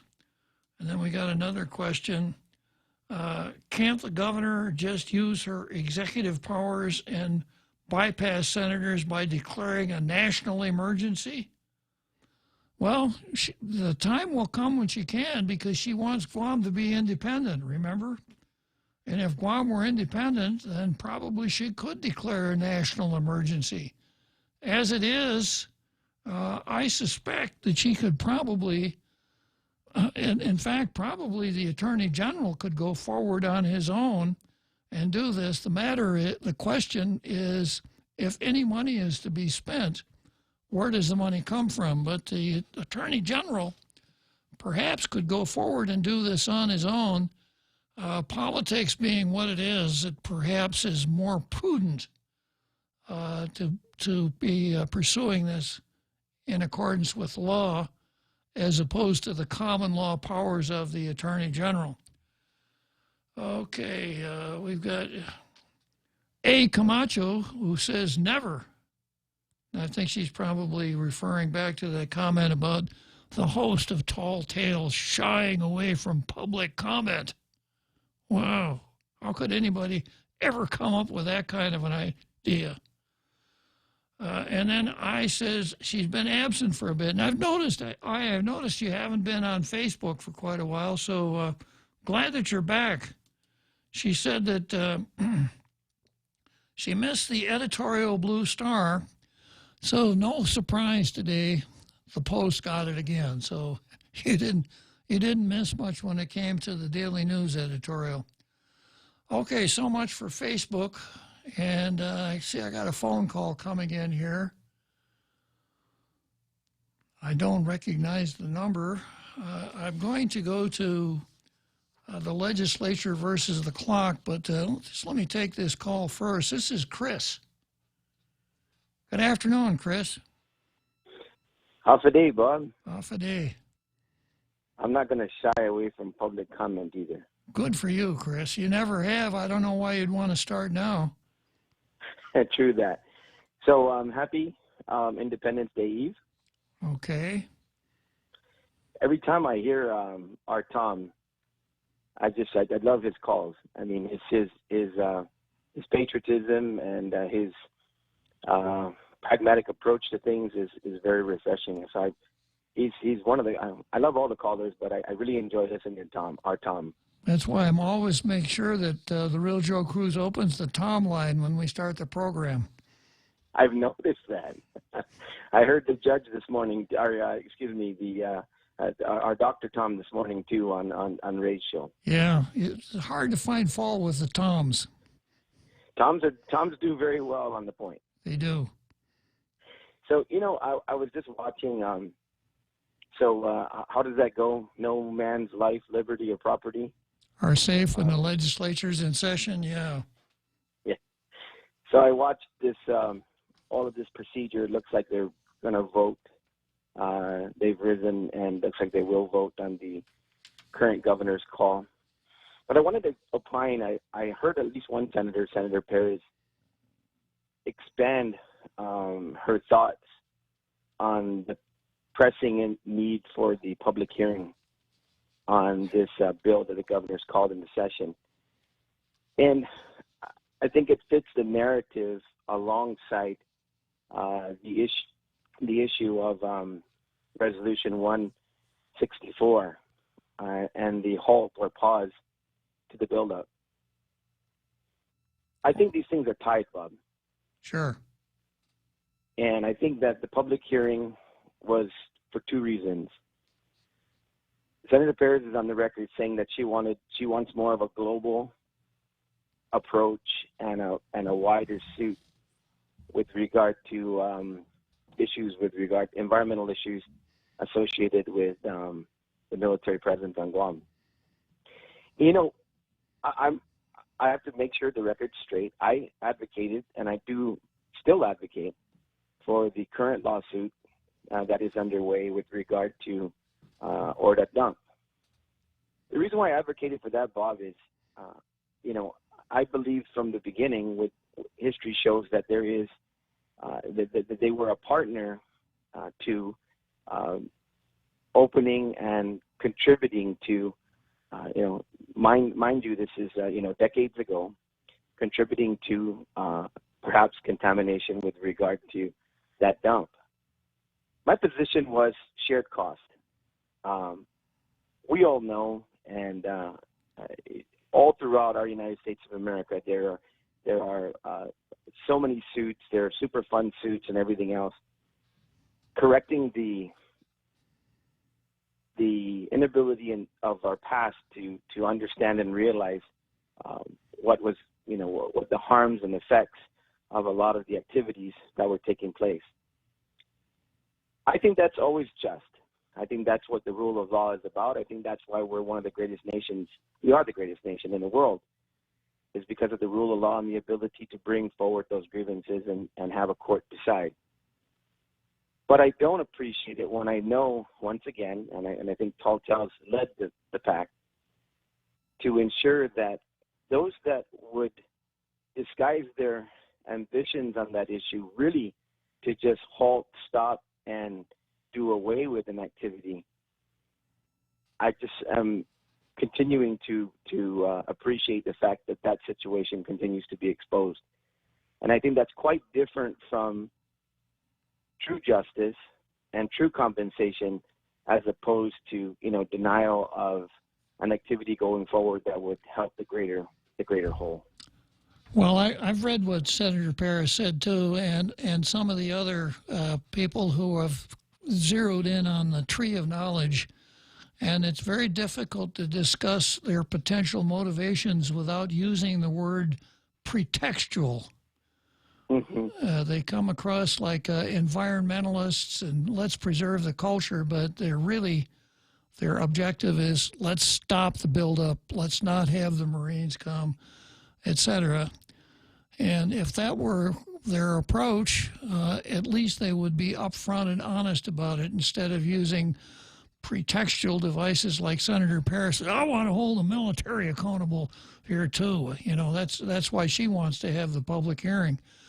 And I suppose if we expanded that a little bit, we should say, and Guam Water Works too, and maybe we can even affix some liability to the government of Guam if we push it hard enough. That's absolutely true, and I know that they called in the fire department because let's just face it. Our own fire department and federal fire departments have and continue, of course, much updated materials these days. Have used materials that they thought would be safe to be able to save lives and be able to put out fires on a flight line, and in other instances where water doesn't work on the types of fires that are taking place, and so yes, the municipal affairs is just as guilty of that as defense, and so never defending the fact that we've got to protect our environment and definitely protect consumables, but I'm just happy that we continue to point out that the disguise, we're able to remove the disguise, because that's really the way it should be. If you're straightforward and you're just coming forward saying, look, I want this thing to shut down, I want to complete the demilitarization of Guam, just say it and have it over with so we understand the context, because people need to understand that when you're a representative of the people, you have to be straight and clear. I agree, Chris. So I'm glad this happened. I was also, just in closing, there was contentious remarks back and forth. As you said earlier, I applaud the Republican caucus at this point for unifying and taking a contrarian position. There was spirited debate before they rose. One thing that I was a little intrigued with is some discussion on the committee of the whole as though it's something new. I mean, they could have done that on Monday, and that's perfectly the reason for the committee of the whole. I know and I understand, Bob, and absolutely correct to be an absolute stickler on public hearings and the need for that when it comes to bills. But if there's ever a time where the legislature does act on something that is emergent in nature, that is the closest thing that the people can experience to their voices being heard and their representatives being heard, by calling in all of those responsible agencies and anyone who has a duty or fiduciary responsibility within our government to explain the urgency and the need for alacrity, and therefore getting the most information they can possibly get outside of a public hearing. But I don't think the public hearing was set up for information, because I don't think people were going to show up and go, no, don't pass this bill. I don't want the ability to sue a company that contaminated our water. I think it was more theater. Yeah, it would be a great opportunity for virtue signaling, for people to stand up and tell how much they care about the environment and our people and that sort of thing, without really getting to the heart of what's going on. There's another dimension here too, Chris, and that is it emergent? Does emergency create power, or does power create an emergency?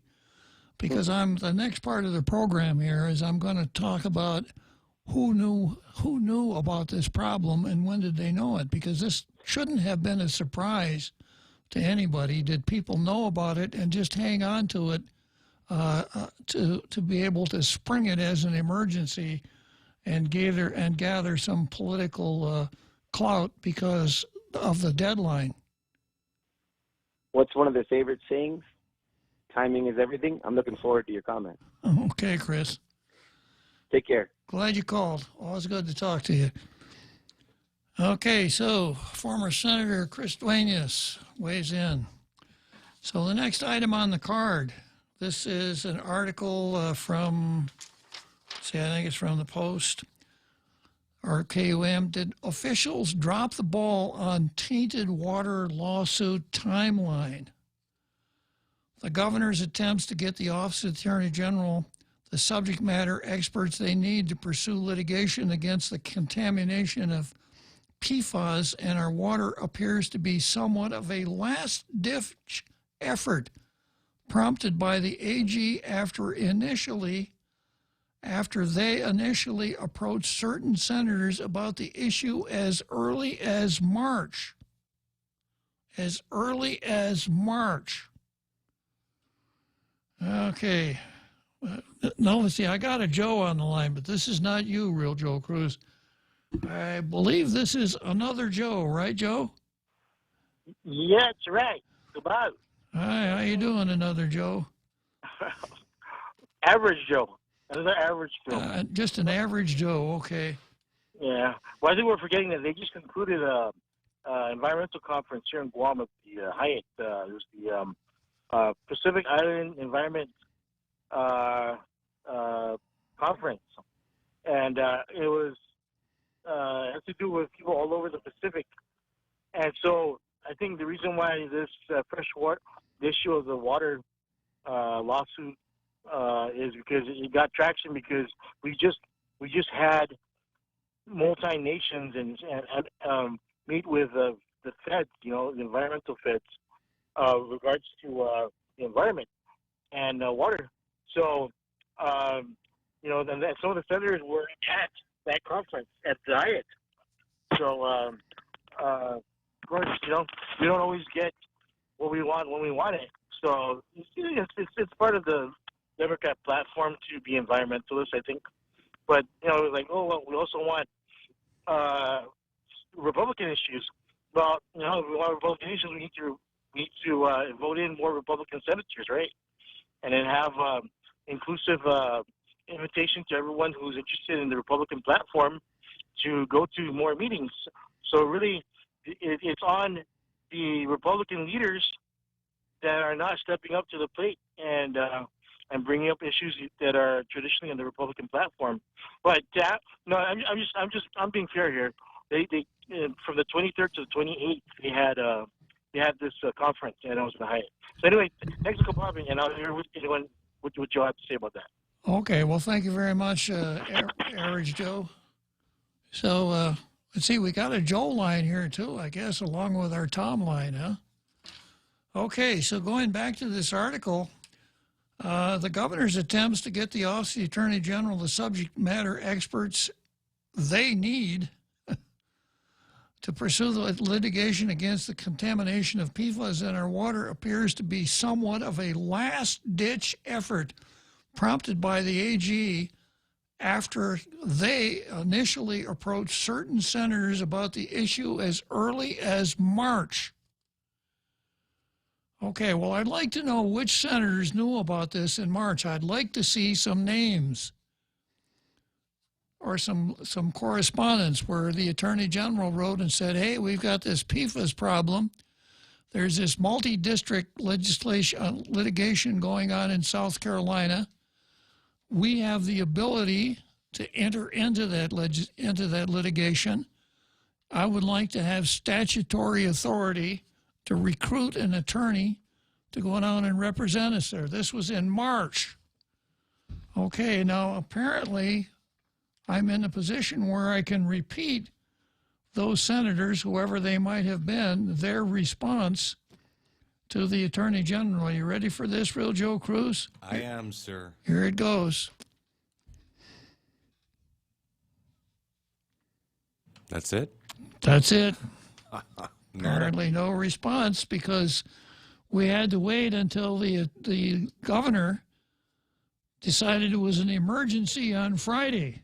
Now, I like to use this, but not probably a lot of people remember this, but Howard Baker, back during the Watergate scandal days, Howard Baker led an important senatorial committee investigating the president. Howard Baker said, the question is this: what did Nixon know and when did he know it? So the real question is this: what did the governor know and when did she know it? Or if she didn't know, who did know? And why did they hang on to it until the last minute and then tried to pressure cooker it through, put pressure on senators to get it through, knowing how much the governor hates pressure? So the AG, after he initially approached certain senators about the issue as early as March, to no success. According to the South Carolina District Court, which is leading the pursuit in the multi-district litigation against manufacturers of PFAS-laced products, the court opened the doors to additional parties who may have wanted to join in on a lawsuit as early as April 26, 2019, with the deadline set for June 7. However, an extension was granted on June 7, providing interested parties until August 4. And while the issue of PFAS and its presence in our water dates as far back as 2015, this recent push is the first ever launched by Guam, and now it has become a race against the clock. But why? I'm waiting for, that Watergate-style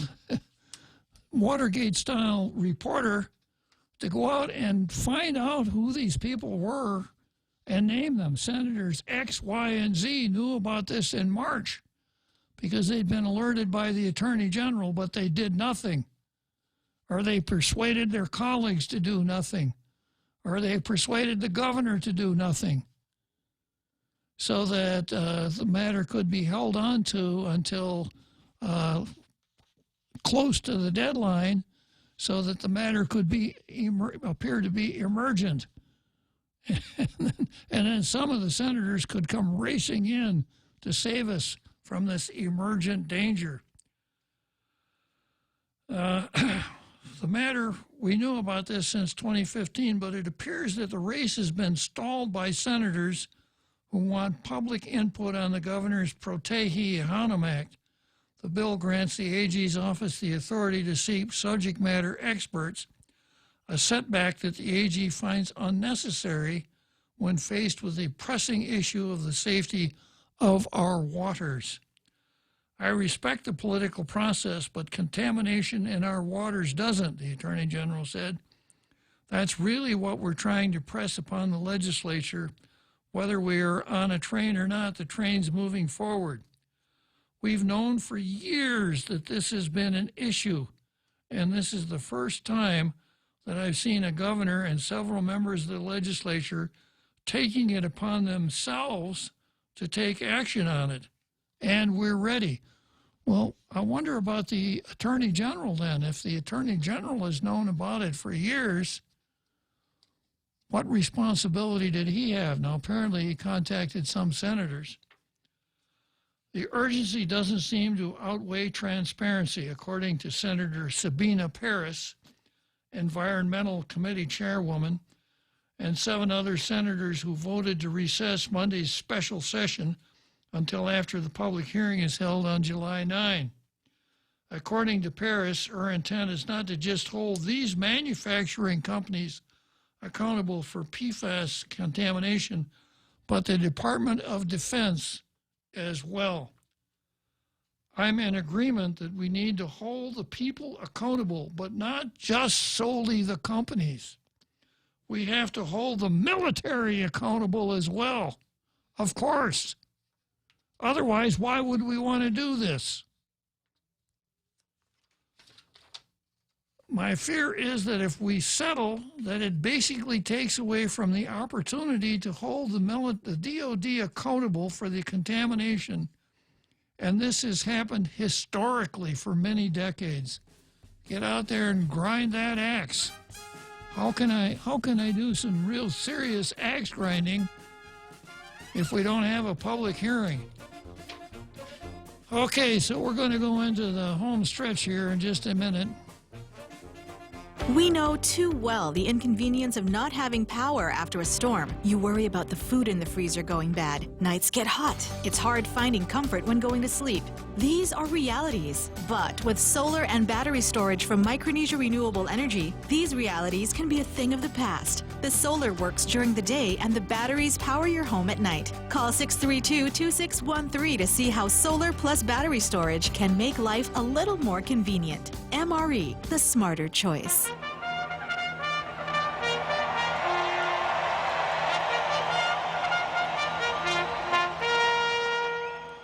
Okay, here we are. It's the home stretch call to the post.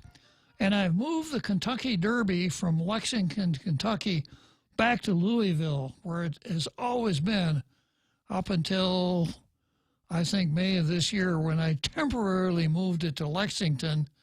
But I've bowed to some of the pressure on Facebook here. You know, pressure. Just to avoid the pressure, I've moved it back to Louisville, Real Joe Cruz. So let's see, I got about 3 minutes to go here before the end. I used to say before the end of the rainbow, but I can't say that anymore, can I? Right, before another exciting episode of Tall Tales. And again, there will be no Tall Tales broadcast tomorrow. The Real Joe Cruz and I are probably just going to sit at home and mope all day long because we can't engage in our favorite pastime, which is bringing Tall Tales to our international radio listening audience. So it is the 4th of July. It is the birthday of the greatest country in the world. It wouldn't hurt to remember that, to do a little bit of good-natured celebration. So I'll just sign off by saying, Happy 4th of July.